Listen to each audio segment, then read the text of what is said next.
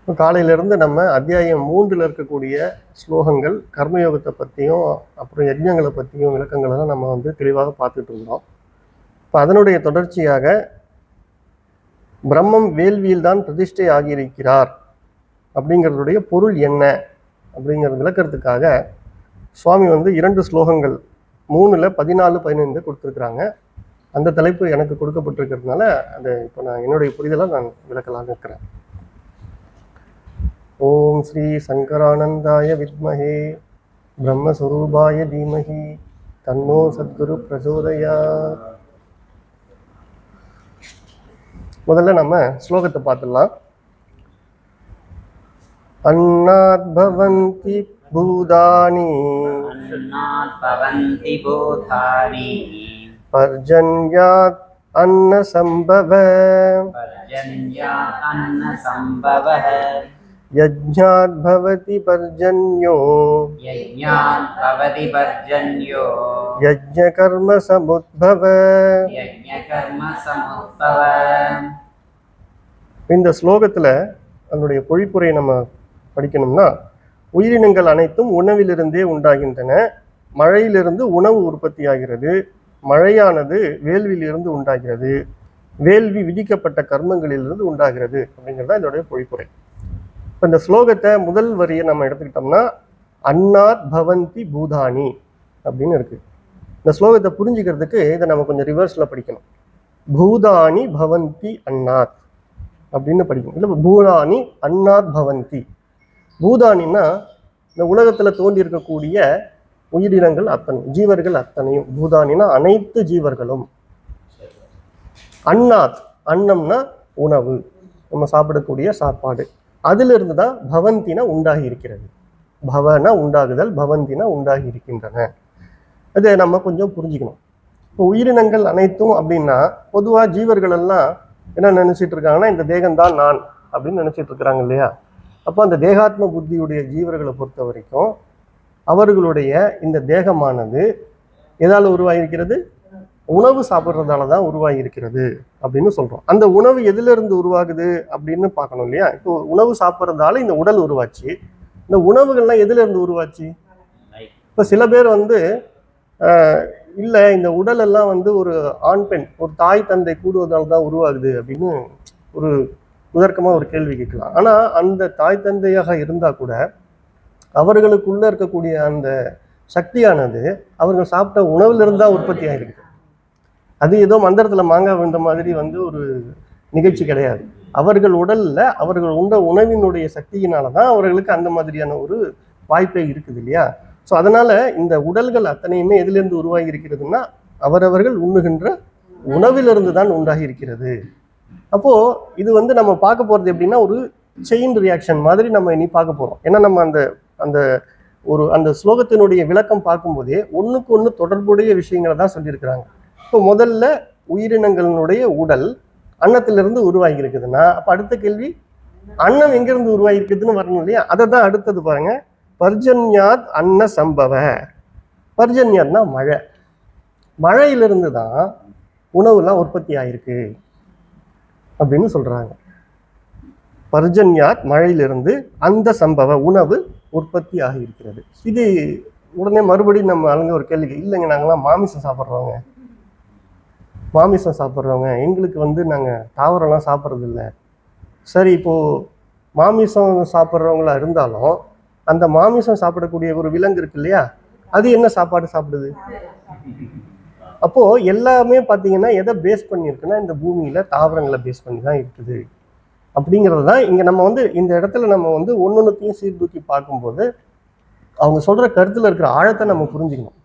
ஏன்னா உலக வாழ்க்கையில் விவகாரத்தில் நம்ம பார்க்கும்போது பல விதங்களில் உணவுகள் படைக்கப்பட்டு இருந்தால் கூட அதனுடைய சோர்ஸ் எங்கேருந்து வருது அப்படின்னு பார்க்கும்போது இவங்க சொல்லக்கூடிய அந்த தாவர ஜந்துகள்லேருந்து தான் நமக்கு கிடைக்குது. இதுதான் வந்து அந்த பர்ஜன்யாத் அந்த சம்பவ உணவு மழையிலிருந்து தான் நமக்கு கிடைக்குதுங்கிறத புரிஞ்சுக்கணும். இப்போ உணவு மழையிலிருந்து கிடைக்குதுன்னா இப்போ தாவரங்கள் எல்லாம் எப்படி உற்பத்தி ஆகுது? தாவரங்கள் எப்படி வளருது அப்படின்னா, தாவரங்கள் வளர்றதுக்கு 2 விஷயம் 3 விஷயம் தேவை. எது தேவைன்னா, முதல்ல மண்ணு தேவை, அப்புறம் தண்ணீர் தேவை, அப்புறம் வளர வளர அதுங்க வந்து சர்வைவ் ஆகிறதுக்கு சூரிய ஒளியும் தேவைப்படுது. இந்த 3 காரணிகள் இங்கே தேவைப்படுது. இந்த 3ல் மெயினாக வந்து நீர் இல்லைன்னு வச்சுக்கோங்களேன், தாவரம் வந்து இங்கே இருக்காது. அதனால வந்து அடுத்த வழியில் பாருங்க, மழையிலிருந்து தான் உணவு உண்டாச்சுன்னு சொன்னா, அடுத்த வரி மழை எங்கேருந்து வந்துச்சு. இப்போ பாருங்க, இதுதான் நான் வந்து செயின் மாதிரி ஸ்டெப் பை ஸ்டெப்பாக நமக்கு வந்து நாலேஜ் வந்து கொடுத்துக்கிட்டே இருக்கிறாங்க. முதல்ல இந்த ஜீவர்களுடைய உடல் அன்னத்தினால வந்துச்சு, அன்னம் தாவரங்கள்னால வந்துச்சு, தாவரங்களுக்கு வந்தது காரணம் மழை. அப்போ மழைங்கிறது எப்படி வந்துச்சுன்னு பார்க்கும்போது பர்ஜன்ய யஜ்ஞாத் பவதி, மழையானது யஜ்ஞத்திலிருந்து உண்டாகிறது. யஜ்ஞம் அப்படிங்கிறத வேள்வி அப்படின்னு நம்ம சொல்லலாம். இது என்ன, இது நம்ம மழை நமக்கு தெரிஞ்ச வரைக்கும் நம்ம கேள்விப்பட்டிருக்கிறோம். இந்த பிராமணர்கள்லாம் உட்காந்து ஒரு யஜ்ஞம் மாதிரி வளர்த்து மழை பெய்யணும் அப்படின்னு சொல்லி அந்த வேள்விக்கு ஆகுதியெல்லாம் கொடுத்து செய்யும்போது மழை வருதுன்னு நம்ம கேள்விப்பட்டிருக்கிறோம். இதை தான் இங்கே குறிப்பிடுறாங்களா அப்படிங்கிறத நம்ம கொஞ்சம் புரிஞ்சுக்கிறதுக்கு முயற்சி பண்ணுவோம். இப்போ நம்முடைய அந்த சைக்கிள் ஒன்று பார்த்தோம் இல்லைங்களா, ஒரு செயின் ரியாக்ஷன் மாதிரி பார்த்துட்டு இருக்கோம். உடம்பானது அன்னத்திலிருந்து வந்தது, அன்னம் தாவரத்திலிருந்து வந்தது, தாவரம் வந்து மழையினால வருதுன்னா மழைங்கிறது எங்கேருந்து வருதுன்னு நம்ம சிந்திச்சு பார்க்கணும்.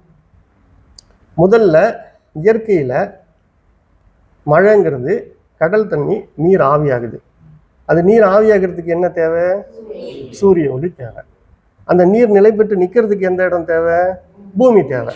எப்படி வந்து தாவரம் விளையிறதுக்கு மண் தேவைப்பட்டதோ, அப்புறம் அது வளர்றதுக்கு சூரிய ஒளி தேவைப்பட்டதோ, அதே மாதிரி இங்கேயும் இந்த மழையானது உற்பத்தி ஆகிறதுக்கு தண்ணி, பூமி இருக்குது அது நிற்கிறதுக்கு, மேலே சூரிய ஒளி ஆவியாகிறதுக்கு ஹீட்டு கொடுக்குது. ஆவியானதுக்கப்புறம் அதெல்லாம் திரண்டு மேகமாகுது. மேகம் என்ன பண்ணுது? அப்படியே அங்கேருந்து நான் வந்து நிலப்பரப்புக்கு வருது. மழை எங்கெல்லாம் இருக்குதோ அந்த இடத்துலாம் தேங்கி நின்று மழையாக பொழியுது. மழையாக பொழிஞ்சது அங்கே நிற்குதா? அது முதல்ல மழையாக பொழியும் போது அது மண்ணுக்கு இடையில ஊடுருவி போகுது, பாறைகளுக்கு இடையில வந்து ஊடுருவி போகுது. அப்புறம் அங்கேருந்து பொங்கி மறுபடி வந்து நமக்கு ஆறுகளாக உற்பத்தி ஆகுது. ஆறுலாம் உற்பத்தி ஆகி எங்கே போகுது? கடலுக்கு போகுது. இப்போ கடலுக்கு வந்த தண்ணி சும்மா இருக்குமா? இப்போ இது ஒரு சைக்கிள் தானே. கடல் நீர் ஆவியாகி சூரிய ஒளியினால மேகமாகுது, மேகம் குளிர்ந்து மழையாகுது, மழையை வந்து இங்கு ஆறுகளாகி மீண்டும் கடலில் கலக்கிறது. இதை வந்து நீர் சுழற்சி, வாட்டர் சைக்கிள் இல்லை ஹைட்ரோலாஜிக்கல் சைக்கிள்னு சொல்லுவாங்க. அப்போ இது ஒரு சுழற்சி, இது ஒரு நியதி. இப்போ நம்ம இந்த விஷயத்துல நம்ம தலைப்பு பார்த்தீங்கன்னா பிரம்மம் வேள்வியில் தான் பிரதிஷ்டை ஆகிறான்றாங்க. அப்போ இங்கே என்ன சொல்ல வராங்கன்னு நம்ம பார்க்கும்போது இந்த 3 விஷயங்கள், முதல்ல உடம்பு, அது அன்னத்திலேருந்து வருது, அப்புறம் அன்னம் தாவரத்திலேருந்து வருது, தாவரம் மழையிலேருந்து வருது. மழை எப்படி வருது? வேள்வியிலேருந்து வருது. இப்போ நான் சொன்னது மாதிரி ஒரு வேள்விங்கிறதுல அந்த வேள்வி செய்யக்கூடிய இடம், அப்புறம் அதில் போடக்கூடிய ஆகுதிகள், அதுக்கு தேவையான அக்னி. இதே தான் நமக்கு சூரிய ஒளி இருக்குது, நீர் இருக்குது, மண் இருக்குது. தாவரத்துலேயும் பாருங்கள், ஒரு பேஸ் ஒன்று இருக்குது, அப்புறம் அது வளர வேண்டிய தாவரம், அது வளர்ந்ததுக்கப்புறம் அதுக்கு வேண்டிய சூரிய ஒளி, நீர் எல்லாம் தேவைப்படுது இல்லையா? அதே மாதிரி ஒன்னொன்றுமே நம்ம பார்க்கக்கூடிய இந்த யஜ்ஞத்தில் இருக்கிற மாதிரி இருக்குது. அப்போ இயற்கையிலேயே இது எல்லாமே ஒரு நியதியாக இருக்கிறது. நியதினா என்ன? விதி, ரூல் இல்லை லா அப்படின்னு சொல்லலாம். இப்போ காலையில் வந்து யஜ்ஞத்தை பற்றி நல்லா நமக்கு டீட்டெயிலாக வந்து ஆச்சாரிய காந்திநாதன் அவர்களும் விளக்கிட்டாங்க. நம்ம யஜ்ஞத்தை பற்றி ரொம்ப டீட்டெயிலாக போக வேணாம். ஆனால் யஜ்ஞம்னா என்ன அப்படின்னு பேசிக்காக நம்ம தெரிஞ்சுக்கணும்னா ஒன்றிலிருந்து இன்னொன்றாக மாற்றி கொடுக்கறது. இப்போ பாருங்க, உடம்பு எதுலேருந்து வந்தது? அப்போ அன்னம் தான் உடலாக மாறி இருக்குது. அன்னம் எதுலேருந்து வந்தது? தாவரம் தான் உணவாக வந்திருக்குது. தாவரம் எங்கேருந்து வந்தது? நீரில், மழையிலேருந்து வந்தது. இப்போ மழை தான் தாவரமாக மாறி இருக்குது. இது எல்லாத்துக்கும் சூரிய ஒளி தேவைப்படுது. இப்போ எல்லாமே பாருங்க, ஒன்றிலிருந்து ஒன்று இப்படி மாறி மாறி மாறி இருக்கு இல்லையா? இதைத்தான் நம்ம வேள்வி இல்லை நியதி அப்படின்னு சொல்கிறோம். நியதி அல்லது லா அப்படின்னு சொல்கிறோம் இல்லைங்களா? விதி அப்படின்னு சொல்கிறது என்னன்னா, இந்த மாதிரி ஒன்றிலிருந்து ஒன்று அந்த மாறுகிற நிகழ்ச்சி இருக்குது இல்லையா, அதுக்கு பேர் தான் யஜ்ஞம். இப்போ நம்ம மழை, அந்த நீர் சுழற்சியை சொன்னோம். இது வந்து தவறாமல் நடக்குது இல்லை. இந்த சுழற்சிங்கிறது எப்பெல்லாம் வெயில் அடிக்குதோ கண்டிப்பாக அப்போ நீர் ஆவியாக தான் ஆகும். அதுக்கு 3 ஸ்டேட்டு தான் இருக்குது தண்ணியை பொறுத்த வரைக்கும். என்னென்ன ஸ்டேட் இருக்குது? சாலிட் ஸ்டேட், அதாவது கேஸ் நம்ம ஐஸ் கட்டின்னு சொல்கிறோம். அப்புறம் நீர்த்தன்மை இருக்குது. அப்புறம் வாட்டர் வேப்பர்ஸ், ஆவியாக நீராவியாக இருக்கிறது அப்படின்னு சொல்கிறோம். இந்த 3 தன்மையும் சுழட்டு நடந்துகிட்டே இருக்கு இல்லையா? அப்போ இதெல்லாம் கவர்ன் பண்ணுறதுக்கு ஒரு லா தேவையில்லை, ஒரு நியதி தேவைப்படுது இல்லையா? அந்த மாதிரி நியதியோடு நடக்கிறத தான் நம்ம வந்து யஜ்ஞம் அப்படின்னு சொல்கிறோம். இதெல்லாம் இந்த சுழற்சி எல்லாம் நடக்குது இல்லையா? ஒன்றிலிருந்து ஒன்றுன்னு இந்த மாதிரி தோன்றுவதை தான் நம்ம யஜ்ஞம் அப்படின்னு சொல்கிறோம். இப்போ புரிஞ்சது இல்லைங்களா? யஜ்ஞம்னா என்னன்னு தெரியுது. இப்போ நம்ம பார்த்துட்டு இருக்கிற இந்த உடல்லேருந்து நம்ம பார்த்த இந்த மழைங்கிற நீர் சுழற்சி வரைக்கும் எல்லாமே ஒரு நியதிப்படி தான் செயல்படுது. அது எல்லாமே எப்படி நடக்குது? யஜ்ஞமாக நடக்குது, வேள்வியாக நடந்துக்கிட்டு இருக்குது. இயற்கையில் எல்லாமே வேள்வியாக நடந்து கொண்டிருக்கிறது. இதை நம்ம புரிஞ்சுக்கிறோம். இதை நம்ம மனிதர்களாகிய நம்ம பார்க்குறோம். நம்ம பார்த்துட்டு இதனுடைய இந்த மாதிரி நடக்குது இல்லையா? இதுக்கு நம்ம ஒரு மாடலாக நம்ம என்ன பண்ணுறோம்? நமக்கு கிட்ட கிடைக்கக்கூடிய நீர், நெருப்பு, நம்மக்கிட்ட இருக்கக்கூடிய பொருள்கள், இதையெல்லாம் வச்சு நம்ம ஒரு யஜ்ஞம் பண்ணுறோம். அந்த மாடல், அங்கே ஒரு மாடல் இருக்கு, யஜ்ஞம் ஒன்றிலிருந்து ஒன்று வந்தது இல்லையா? அப்போ நாங்களும் என்ன பண்ணுறோம்? எங்களுடைய சங்கல்பத்தில் நாங்கள் எங்ககிட்ட இருக்கிற பொருள்களெல்லாம் எடுத்து ஒரு தீயில் போட்டு நெய்யை வாத்து தீயை வளர்த்து அதிலிருந்து நாங்கள் வந்து ஒன்றையாக மாற்றுவதற்கு நாங்கள் பிரார்த்தனை பண்ணுறோம். இது எல்லாமே நியதிப்படி தானே நடக்குது. இதெல்லாம் இந்த நியதியை படைச்சது யாரு? இறைவன் தான். அது அடுத்த ஸ்லோகத்தில் வருது. இப்போ நம்ம புரிஞ்சுக்கிட்ட வரைக்கும் முதல்ல உடல்ல இருந்து அன்னத்திலிருந்து வந்தது. அன்னம் தாவரம், தாவரத்தை வந்து எங்கிருந்து வந்தது? மழை. இதெல்லாம் நியதிப்படி நடக்குதுன்னா அந்த நியதிப்படி நடக்கிறதுக்கு ஒரு அதிகாரி ஒருத்தர் இருக்கணும் இல்லை? இது இப்படிதான் நடக்கணும்னு நிச்சயம் பண்ண நியங்கர்த்தா ஒருத்தர் இருப்பார் இல்லையா?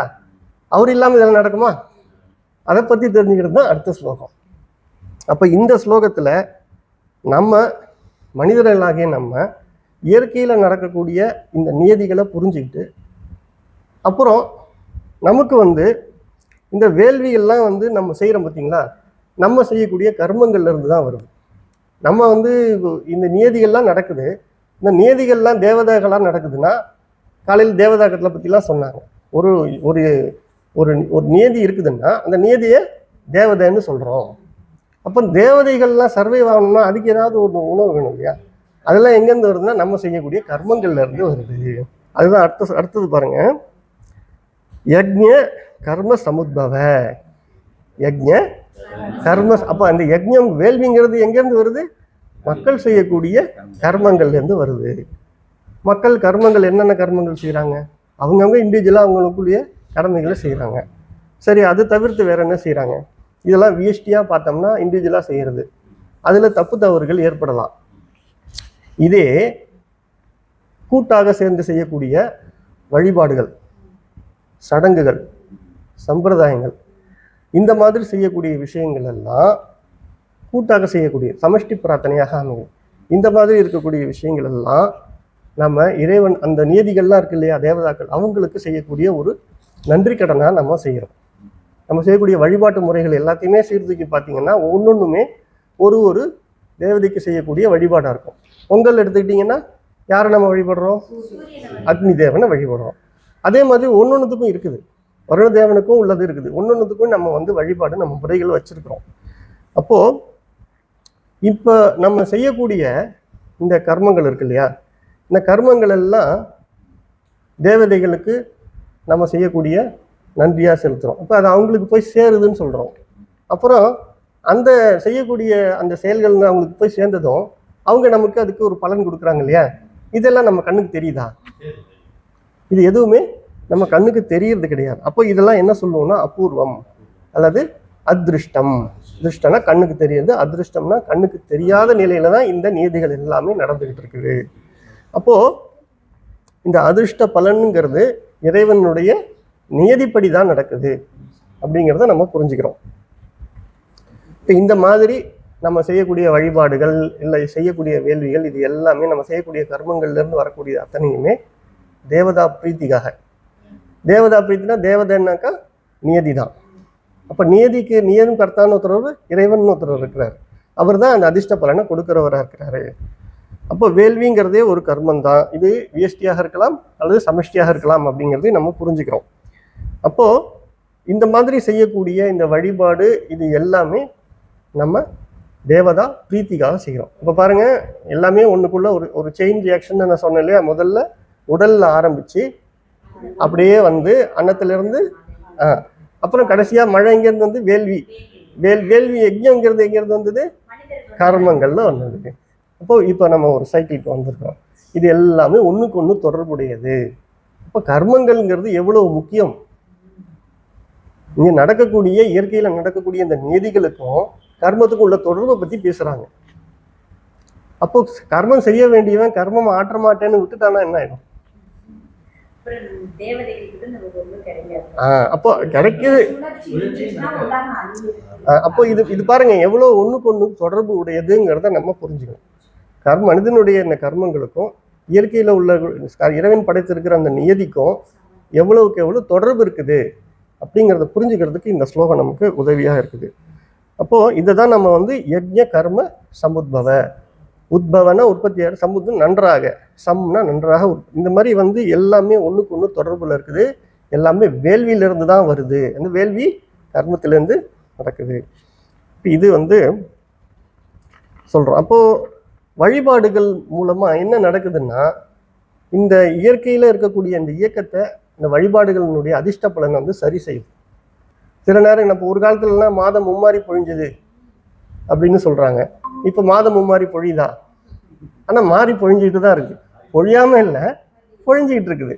அப்போ தர்ம காரியங்கள் வந்து நம்ம வழிபாட்டு முறைகளும் இதெல்லாம் வந்து எப்போ வந்து மிகுதியாக அவரவர்கள் சமஷ்டியாக எல்லாரும் ஒன்றாக சேர்ந்து இந்த தேவதா பிரீத்தியை செய்யும் பொழுது இதெல்லாம் சீர்படுறதுக்கான வாய்ப்பு இருக்குதுங்கிறத நம்ம புரிஞ்சுக்கணும்.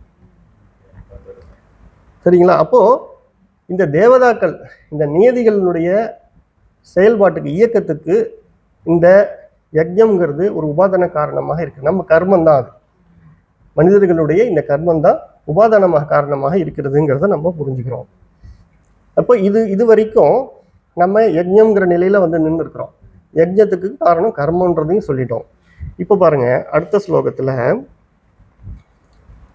கர்ம பிரம்ம உத்பவம் வித்தி, கர்ம பிரம்ம உத்பவம் வித்தி, பிரம்ம அக்ஷரம் சமுத்பவம், பிரம்ம அக்ஷரம் சமுத்பவம், தஸ்மாத் சர்வகதம் பிரம்ம, தஸ்மாத் சர்வகதம் பிரம்ம, நித்யம் யஜ்ஞே பிரதிஷ்டிதம். நித்யே யஜ்ஞம் பிரதிஷ்டிதம். இதனுடைய பொழிப்புரை, கர்மங்களின் தொகுப்பு வேதத்திலிருந்து உண்டாவது, வேதம் அழிவற்ற பரமாத்மாவிலிருந்து தோன்றியது என்று தெரிந்து கொள். ஆகவே எங்கும் நிறைந்த அழிவற்ற பரமாத்மா எப்பொழுதும் வேள்வியில் நிலை பெற்றிருக்கிறார் அப்படின்னு இங்க ஒரு ஸ்டேட்மெண்ட் கொடுக்குறாங்க. இதுக்கு முன்னாடி நம்ம எதுல முடிச்சோம்னா கர்மத்துல முடிச்சோம். ஜீவர்களுடைய உடல்ல ஆரம்பிச்சு வேள்விக்கு வந்து வேள்வியிலிருந்து கர்மத்துல கொண்டு வந்து முடிச்சோம். இந்த கர்மம்லாம் இப்ப நம்ம நேர்மையா சொன்னாலே எல்லாமே ஒரு செயின் ரியாக்ஷன், செயின் ஒண்ணுக்கு ஒன்று தொடர்புடைய செயின் மாதிரி இருக்குதுன்னு. அப்போ ஒன்னொன்னுக்கு ஒண்ணு எதுலேருந்து வந்ததுன்னு நம்ம டீகோட் பண்ணிக்கிட்டே வரோம். இப்போ இந்த கர்மங்கள்லாம் செய்யறோம் இல்லைங்களா?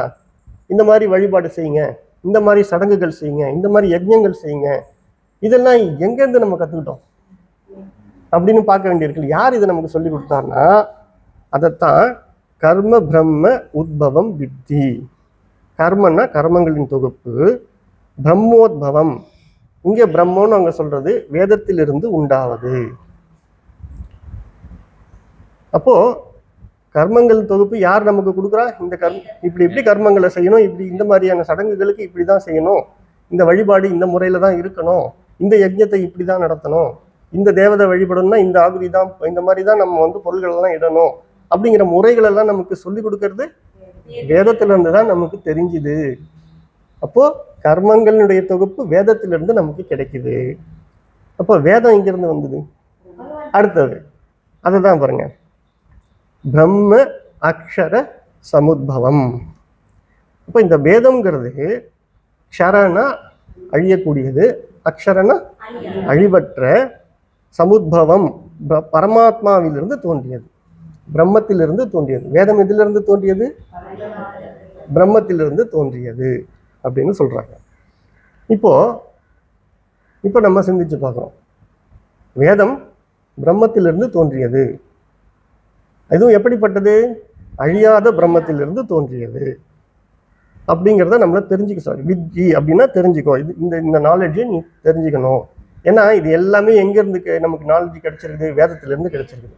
இப்போ வேதம் எங்கேருந்து வந்திருக்குது? பிரம்மத்திலிருந்து தான் வந்திருக்குது.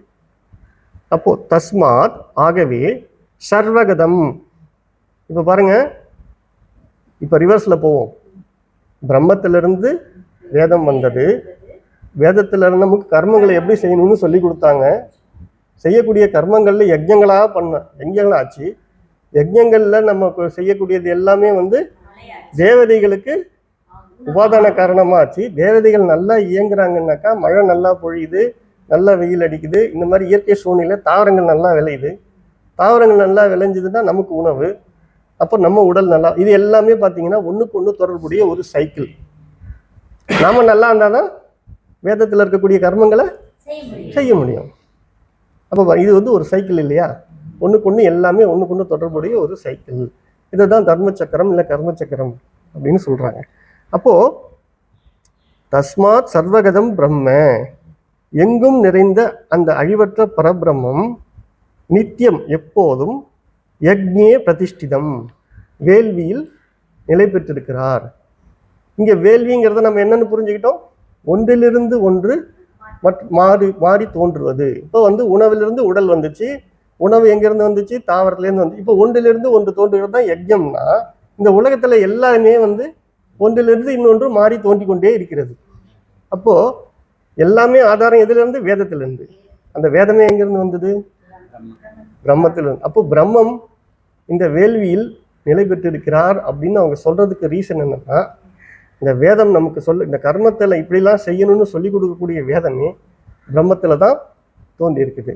இன்னொன்று, இப்போ வேதம் அப்படின்னு சொன்னோம்னா வித் அப்படிங்கிற சொல்லுதான் வேதம் அப்படின்னு சொல்றோம். வித்னா அறிவு. இந்த பிரம்மங்கிறது எப்படிப்பட்டதுன்னா அது சத்தியம். பிரம்மம் அதாவது அதுதான் உண்மை பொருள். உண்மை பொருள்னா உண்மை அப்படின்னா, இப்போ மையின்னு ஒரு விகுதி செய்கிறோம். இப்போ தன்மைன்னா குளிர்ச்சி பொருந்தியன்னு அர்த்தம். இப்போ உண்மைனா இருக்கக்கூடிய வஸ்து, உள்ள வஸ்து, இருப்புத்தன்மை உடையது அப்படின்னு சொல்றோம்னு இப்படி புரிஞ்சுக்கோங்க நம்ம. அப்போ பிரம்மங்கிறது இருக்கக்கூடியது, இருக்கிறங்கிற உணர்வு உடையது. அப்போ அது பேருணர்வு அப்படின்னு சொல்லலாம். இப்போ பேருணர்வு தான் இருக்கிறேன்னு தெரிஞ்சுக்குதா இல்லையா? பேரறிவு. பேர் உணர்வாகவும் பேர் அறிவாகவும் இருக்கக்கூடிய அந்த பிரம்மம் அதுகிட்ட இருந்து தானே அப்போ அறிவுன்னு ஒன்று தோன்ற முடியும். இந்த கர்மங்கள் எல்லாம் இப்படி செய்யணும், அப்படி செய்யணும், அப்படி செய்யணுன்ற அறிவு எங்கிருந்து தோன்றி இருக்க முடியும்? பேரறிவிடமிருந்து தான் தோன்ற முடியும். அப்படிதான் வேதம்ங்கிறது வெளிப்பட்டு இருக்குது அப்படின்னு சொல்றோம். இந்த வேதம்ங்கிறது நமக்கு வாய்மொழியாகத்தான் கிட்டியது. அதனாலதான் அதை என்ன சொல்றோம்? ஸ்ருதி அப்படின்னு சொல்றோம். சப்த பிரமாணம் தான். அப்போ இந்த வேதத்திலே நம்ம பார்த்தோம்னா நமக்கு இது முழுமையா இருக்குது. கொடுக்கப்பட்ட இந்த வேதம் முழுமையா. ஏன் முழுமைன்னு சொல்றோம்னா, ஒரு ஒரு மனிதனாக பிறந்தவனுக்கு புருஷார்த்தம்ங்கிற 4 விஷயங்களை பத்தின கம்ப்ளீட் நாலேஜ். வித்துனா என்ன சொன்னோம்? அறிவுன்னு சொன்னோம். இந்த அறிவு எங்க இருந்து வந்தது? பூரண அறிவுல இருந்து வந்திருக்குது. அதனாலதான் அது கம்ப்ளீட் நாலேஜ் நமக்கு கொடுக்குது. கர்மங்களை செய்யறத பத்தி எல்லாம் பேசிட்டு கடைசியா ஞானத்துக்கு வருது. ஞானத்துக்கு இந்த ஜீவர்கள் எல்லாம் கர்மங்கள்ல இருந்து விடுதலை பெற்று ஞானிகளாகி அவங்க பிரம்மமா தன்னை உணர்ந்துக்கிறதுக்கும் அதே வேதம் நமக்கு வாய்ப்பு கொடுக்குது. அப்போ அந்த கம்ப்ளீட்னஸ் இருக்கு பார்த்தீங்களா? ஏன்னா அது எங்கிருந்து வந்திருக்குது? பூரண அறிவுல இருந்து வந்திருக்குது. அப்போ இது எல்லாம் பாருங்க, வேதத்தில் இருக்கக்கூடிய கண்டென்ட் எல்லாம் பிரம்மத்திலிருந்து தான் வெளிப்பட்டு இருக்குதுன்னா, வேதத்திலிருந்து தான் நம்ம எல்லாத்தையுமே செய்யறோம் அப்படின்னா, அப்போ செய்யக்கூடிய அத்தனையுமே இங்க நியதிகளா இருக்குதுன்னா அது எல்லாமே வேள்விகள் தானே. அப்போ வேள்விகள் இருக்கிற இடங்கள் எல்லாம் பிரம்மம் தான் இருக்குது. பிரம்மம் நிலை பெற்று இருக்கக்கூடிய இடமே இந்த நியதிகளாக எல்லா இடத்துலையும் நிறைஞ்சிருக்கிறாரு. ஈஸ்வரனாக எல்லா இடங்கள்லையும் இந்த பிரம்மம் தான் நிறைஞ்சிருக்குதுன்றதை நம்ம புரிஞ்சுக்கிறோம். இதைத்தான் கடைசியா அவங்க சொல்றது, பிரம்மம் நித்திய சர்வகதம் பிரம்ம நித்திய யக்ஞ பிரதிஷ்டிதம், வேள்வியில முழுமையாக எல்லா இடத்துலையும் பிரதிஷ்டை நிலை பெற்று இருக்கிறார் அப்படின்னு அவங்க சொல்றாங்க. அப்போ இந்த பிரம்மமானது பேருணர்வு, பேரறிவு, அதிலிருந்து வேதம் வந்தது. வேதத்திலிருந்து கர்மங்கள் தோன்றியது. கர்மங்களை நமக்கு சொல்லி கொடுத்தாங்க. கர்மங்களை நம்ம யஜ்ஞமா பண்றோம். யஜ்ஞத்திலிருந்து தேவதைகள்லாம் பிரீத்தி அடைகிறாங்க. தேவதைகள் பிரீத்தி அடைகிறதுனால மழை, வெயில் இதெல்லாம் நமக்கு சரிவர நமக்கு நடக்குது. அதனால நமக்கு தாவரங்கள் செழிப்பாக வளருது, நமக்கு உணவு கிடைக்குது, உடல் நன்றாக இருக்குது, மனிதன் நன்றாக இருக்கிறான், அவன் மறுபடி கர்மங்களை செய்கிறான். இப்படி இது ஒரு சுழற்சியில் இருக்குதுங்கிறத நம்ம புரிஞ்சுக்கிறதுக்காகத்தான். அதுவும் அந்த சுழற்சியில் முழுமையாக நிறைஞ்சிருக்கிறது பிரம்மம் நிலை பெற்று இருக்கிறார் அப்படிங்கிறத புரிஞ்சுக்கிறத விளக்குறதுக்காக தான் இந்த 2 ஸ்லோகங்கள் நமக்கு கொடுத்துருக்கிறார். அவ்வளோ. நன்றி.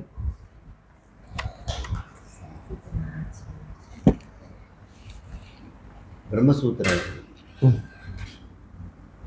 3வது சூத்திரத்தில் சாஸ்திர யோனித்வாத் அப்படின்னு ஒரு சூத்திரம் எழுதியிருக்கார். அதுக்கு நம்ம சம்பிரதாயம் குரு பரம்பரை 2 விதமான சூத்திரமாக எடுத்துக்கிட்டது. யூஸ்வலாக ஒரு சூத்திரம் ஒரு தலைப்பை தான் எடுத்து பேசும். இந்த சூத்திரம் 2 தலைப்பை பேசுகிற மாதிரி அவங்க சொல்லியிருக்கிறாங்க. ஒரு தலைப்பு படி சாஸ்திர யோனித்வாத், சாஸ்திரத்திலிருந்து தான் பிரம்மம் அறியப்படுகிறது. பிரம்மத்தை அறிவதற்கு, கடவுளை அறிவதற்கு ஒரே ஒரு வழி சாஸ்திரம் மட்டும் அப்படிங்கிறது ஒரு அர்த்தம் இந்த சூத்திரத்தில். இன்னொன்று, இந்த சாஸ்திரமானது பிரம்மத்திலிருந்து தான் வந்தது அப்படின்னு எடுத்துக்கலாம். சாஸ்திர யோனித்வாத், சாஸ்திரங்களை உண்டு பண்ணியதால் அப்படின்னு ஒரு அர்த்தம் இருக்கு.